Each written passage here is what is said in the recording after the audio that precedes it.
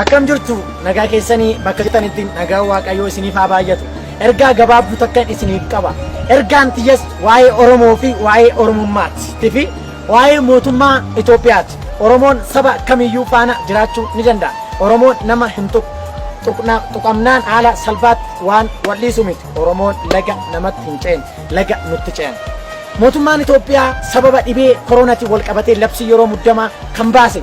Labsichi kun nu fayyadamoo nu miidhe. Akkuma beektan gaa Oromiyaa garaagaraa keessatti ajjeechaa fi hidhaan itti fufaa jira. Mootummaan Itoophiyaa aangorra turuuf jecha filannoo uummanni Oromoo bara dheeraa ilmaan isaa itti facaasaa ture bara kana abdiidhaan kan eeggatu achi fageechuudhaaf yaalii taasisaa jira. Mootummaan kun filannoo kana dhuunfaa isaatitti murteessuu hin danda'u. Uummata faana murteeffama malee mootummaan kophaa murteessuu hin danda'u. Qabeenyi mootummaa uummata, qabeenyi uummata lafa, lafti lafee keenya tokko. Warri uummata Oromoodhaaf qabsaa turtan, warri uummata Oromoodhaaf boolla meeqa seenaa turtan, har'a eessa jirtan?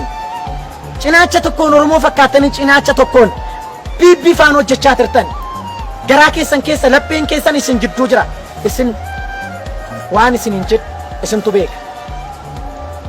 Kaleessa boolla meeqa seentanii, agamuu bultanii, itti dhoobottanii har'a warruma kaleessa isin reebee boolla isin galche faana hojjechaa jirtan.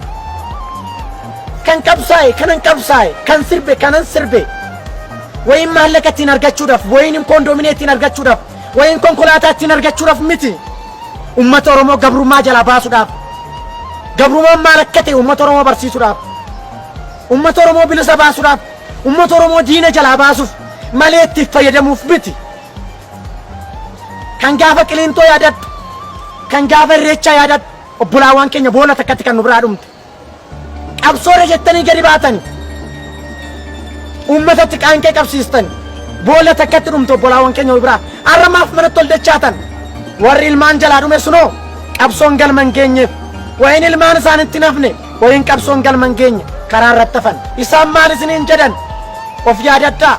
Waan na dhaggeeffataniif galatooma. Ergaan tiyya har'aaf kanumaa torbee dhufu kan biraatiin walitti deebina.